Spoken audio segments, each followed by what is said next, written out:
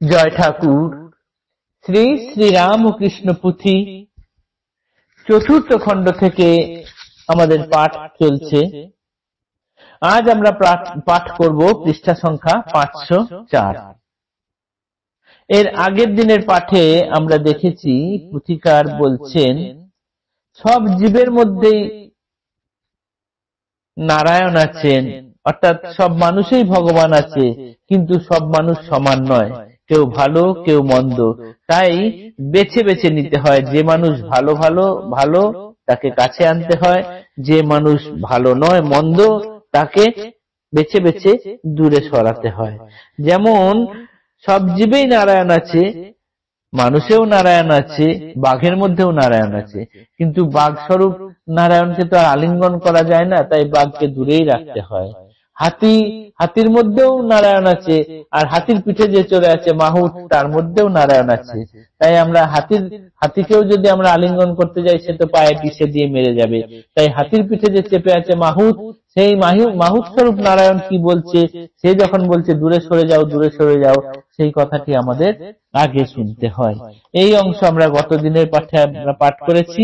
আবার তাতে আরো দেখেছি যে জলের ভেদ, সব জল জল নয়, কিছু জল ভালো, কিছু জল খারাপ, কিছু জল পথ্যের মতো কাজ করে, আবার কিছু জল অপথ্যের মতো কাজ করে, অর্থাৎ একবার যদি শরীরে যায় রোগের কারণ হয়ে দাঁড়ায়।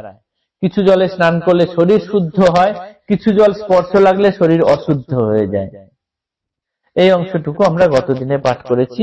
তাই এগুলো বিচার করে, জ্ঞান বুদ্ধি দিয়ে বিচার করে আমাদেরকে কোনোটাকে কাছে আনতে হবে, কোনোটাকে দূরে সরাতে হবে। ঠাকুর এই উপদেশগুলো দিয়েছিলেন, বিবিধ উপদেশ প্রদান এই অধ্যায়ের মধ্যে। আজ আমরা পাঠ করছি পৃষ্ঠা সংখ্যা 504। সেইখানে দেখব পুথিকার লিখছেন যে প্রত্যেক মানুষের উচিত সংসারের মধ্যে প্রবেশ করে সংসার কেমন সেটা জেনে নেওয়া। অর্থাৎ সংসার কেমন সেটা জেনে যদি সংসারে প্রবেশ করে তো ভালো, কিন্তু অনভিজ্ঞ কোনো জন যদি না জেনে নিয়ে সংসারে প্রবেশ করেন, তার অবস্থা ওই পুঁটি মাছ ঘুনিতে পড়ার মতোই হয়। পুঁটি মাছ যেমন ঘুনিতে যখন যায়, ঢোকার রাস্তাটুকু জানে কিন্তু বেরোনোর রাস্তাটুকু জানে না বা বেরোতে পারে না। একবার যদি ঢুকে যায় সেখানেই সে আবদ্ধ হয়ে থাকে। মানুষও সেরকম।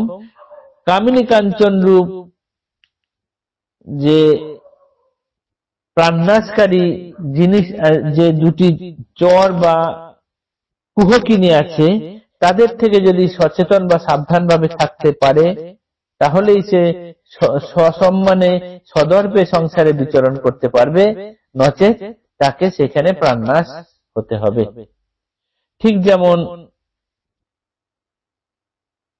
হাতে তেল মেখে কাঁঠাল ভাঙলে কাঁঠালের আঠা হাতে লাগে না, ঠিক সেই রকম অবিদ্যারূপ সংসারের রাজধানীতে কোনো একজন অনভিজ্ঞ মানুষ বা পথিক যদি চলাচল করতে পারে, তখন যদি এই কামিনী কাঞ্চন রূপ কুহকিনী চর তাকে আক্রমণ করে, তাহলে তার ধন সম্পত্তি সমস্ত কিছু কেড়ে নিয়ে তাকে প্রাণনাশ করে দেবে।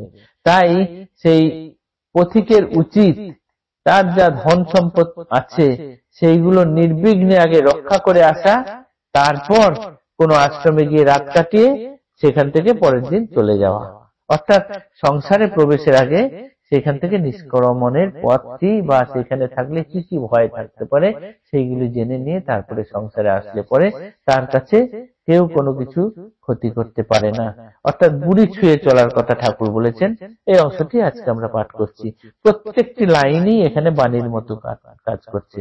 বিভিন্ন উপদেশ দিয়েছেন ঠাকুর এখানে উপমার ছলে।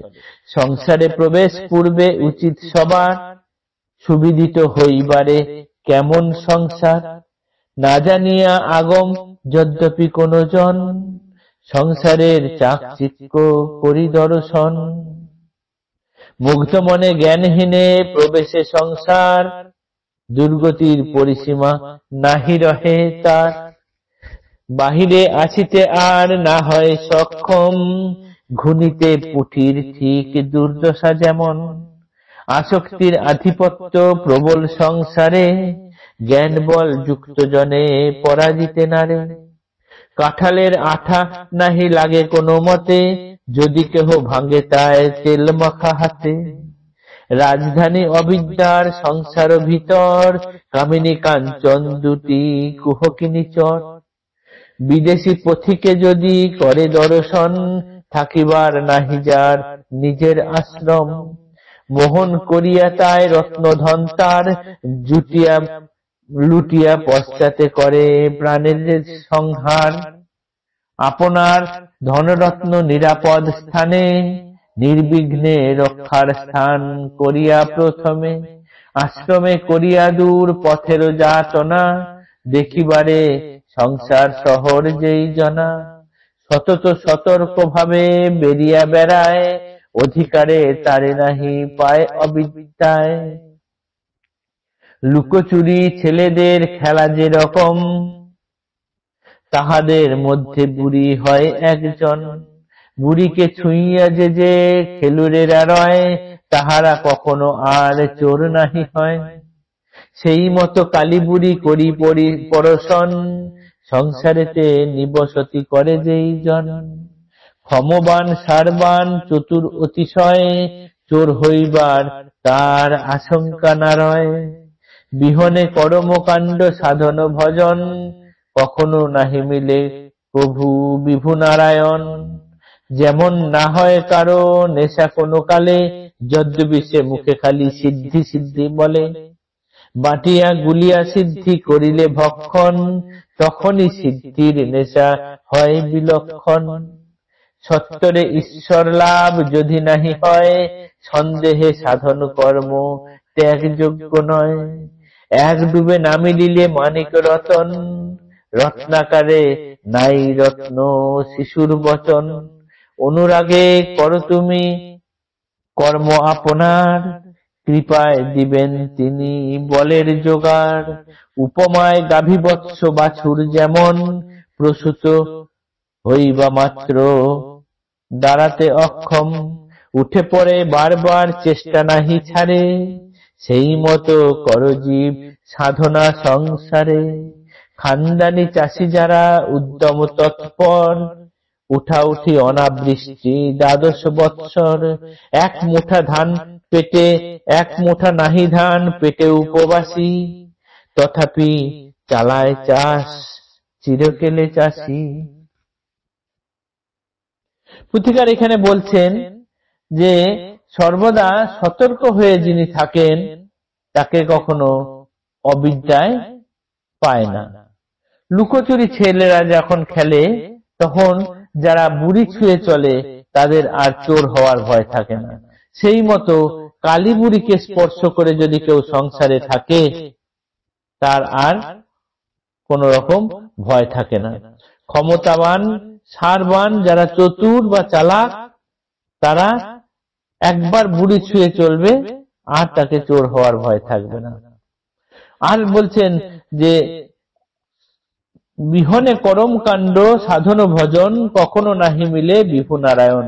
কষ্ট না করলে কেউ কোনোদিন কেষ্ট পায় না। যেমন সিদ্ধি সিদ্ধি করে চেঁচিয়ে বেড়ালেই কখনো নেশা হয় না। সেই সিদ্ধিকে বাঁটতে হবে, গুলতে হবে, তারপর সিদ্ধি যদি খাওয়া হয় তখন সিদ্ধির নেশা হবে, তার আগেতে হয় না। তাই চট করে বললাম আমার ঈশ্বর লাভ চাই, অথচ ঈশ্বর পাচ্ছি না, ছেড়ে দিলাম, সেটি কখনো কাজ নয়, সেটি যোগীর ভালো লক্ষণ নয়। তাই একবারে ঈশ্বর লাভ না হলেও ক্রমাগত চেষ্টা চালিয়ে যেতে হয়। যেমন যখন কোন ডুবুরি সমুদ্রে ডুব লাগান, এক ডুবেই যে তিনি রত্ন পেয়ে যাবেন এমন কোনো মানে নেই। ডুবের পর ডুব, বারবার ডুব দিতে থাকবেন, তবেই গিয়ে যদি কখনো একটি রত্ন পান। তাই পুথিকার এখানে বলছেন, বা ঠাকুরও বলছেন, উপদেশ দিচ্ছেন, অনুরাগে করো তুমি কর্ম আপনার, কৃপায় দিবেন তিনি বলের জোগাড়।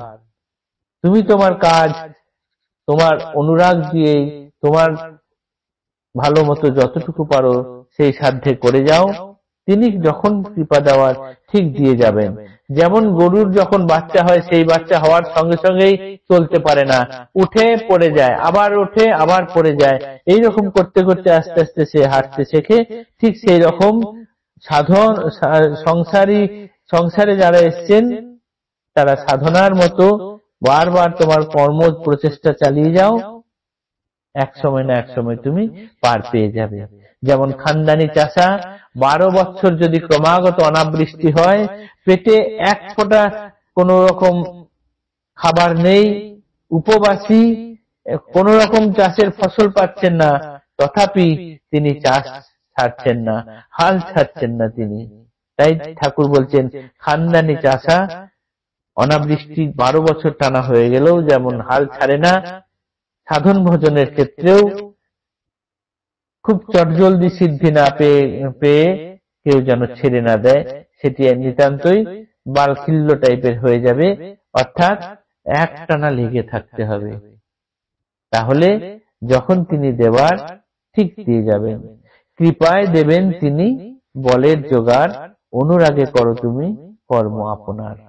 ব্যাস, আমাদের এইটুকুই চাই, নিজের কাজটুকু নিজে অনুরাগ দিয়ে করে যাওয়া, বাকি সব তিনি দেবেন। আজকের পাঠ এইটুকুই থাক, আগামী দিনে পরের অংশ পাঠ করব। জয় ঠাকুর, নমস্কার।